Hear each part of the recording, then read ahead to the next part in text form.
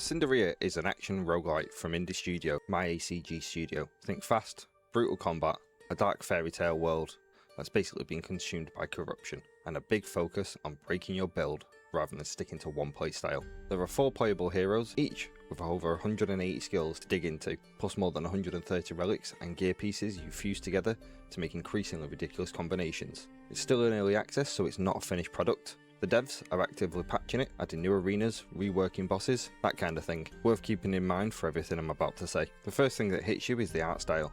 It's hand-drawn, dark fantasy, and it genuinely gives the game its own identity, instead of feeling like another generic roguelite reskin. It's not perfect though. When a fight gets busy, and there's lots of ability effects going off at once, it can get visually cluttered, and harder to read what's actually happening. I struggled at times to see certain attacks coming in, but that doesn't take away from the gameplay and how fun I found it. Combat starts off slow, but as you progress through the game and get these increasing combos and abilities, it starts to speed up, and each room has more and more enemies, and it makes it much harder to play.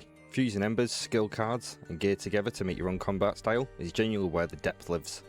It's not just stat increases, it's supposed to be that kind of thing where one small swap completely changes how a skill behaves. I played this on my Legion Go, running SteamOS, rather than a desktop setup, which matters for early access games specifically. Performance and controls aren't always guaranteed to be dialed in yet. The game ran very smooth.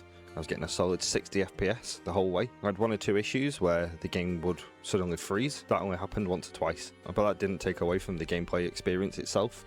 Now, I only played for 30 minutes, but I've come away fairly satisfied with how the game felt, and I'll certainly be going back to try and play some more, and I'll be testing it out on my desktop as well, just to see what the performance difference is like. Overall, I came away enjoying my time with Cinderia more than I expected, especially considering I'm fairly new to roguelites. The combat feels great, the art direction is stunning.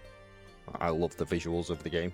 It's already sold over 100,000 copies, and honestly, most reviews I've seen actually agree on the same 3 things. The art style stands out, the build depth is a real strength, and the translation and balance are the rough edges you'd expect from something still in early access. I think it's safe to say I'll definitely be going back to play some more of this. If you've played more of it than I have, let me know how it holds up further in. I'm curious if my early reads hold up.